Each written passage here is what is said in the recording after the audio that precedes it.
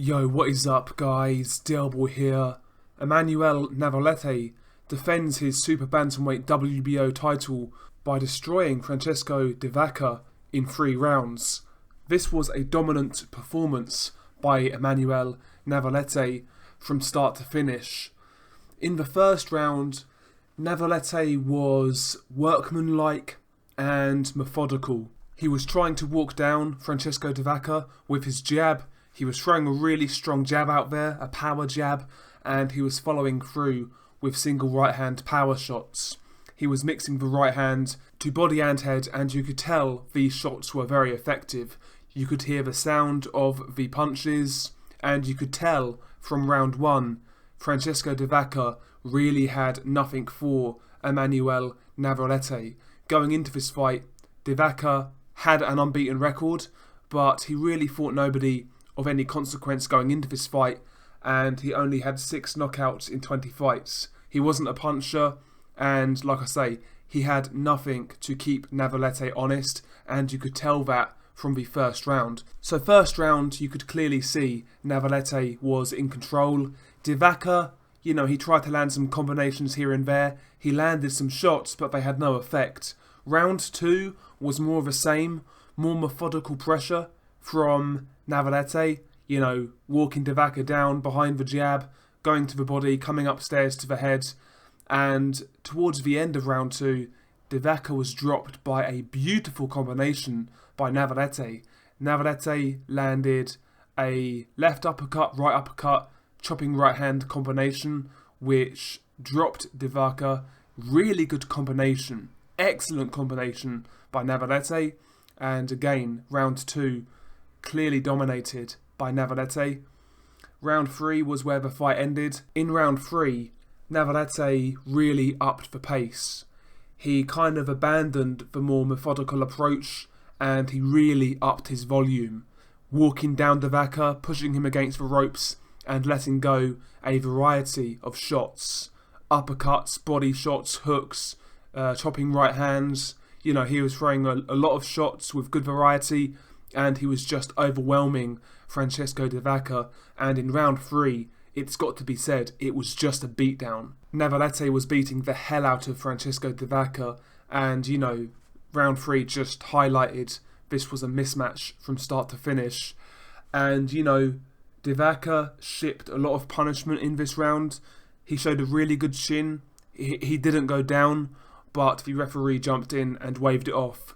De Vaca was still trying to throw back. He was still trying to defend himself, but he was taking a lot of shots, and he really had nothing for Navarrete. So I think the stoppage was good, and I think the referee made the right choice in stopping this fight, because the guy was going to get hurt. I do believe he was going to get badly knocked out. So yeah, no problem with the stoppage in this fight. And yeah, I've got to say, very good performance by Emmanuel Navarrete. I'm telling you now, I am really impressed with Navarrete. He seems to be improving from fight to fight. From that first Dog Bay fight, he's shown improvements, great variety, great work rate, power. He's got a really good jab when he uses it. And yeah, he's really good at what he does. And it's going to take a really good fighter to beat him.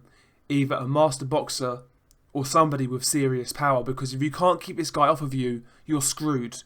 I'm looking at the guys in his division: Ray Vargas, Daniel Roman, Guillermo Rigondeaux. I'm struggling to see who beats him at super bantamweight. I would make Navarrete a favourite over everybody in the division right now. Vargas, Roman, Rigondeaux, everybody. I would make Navarrete a favourite.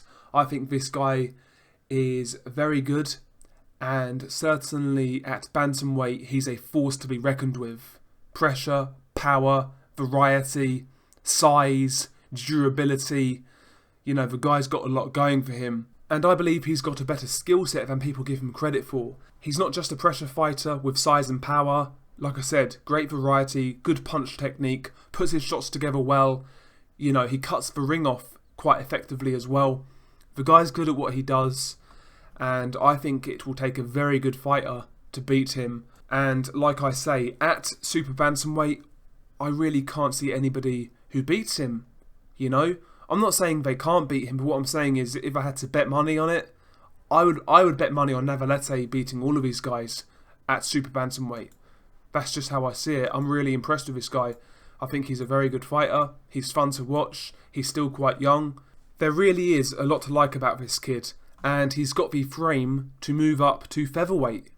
You know, he's bigger than a lot of featherweights, Navarrete, you know. 5'7", 72-inch reach, big dude. He will be fine at featherweight. He really will. You know, against guys like Gary Russell Jr., Josh Warrington, Carl Frampton, Leo Santa Cruz. Again, I think he would be very competitive with all of these guys. In fact, I think he would beat some of these guys as well. He would pick up wins at featherweight. I think this guy is very good, and it's about time this guy gets a push.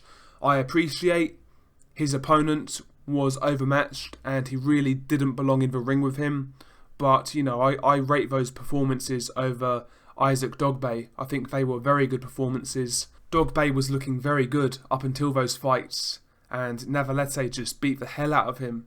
He really did. This guy's a problem. I'm telling you now. Share your thoughts below. Peace.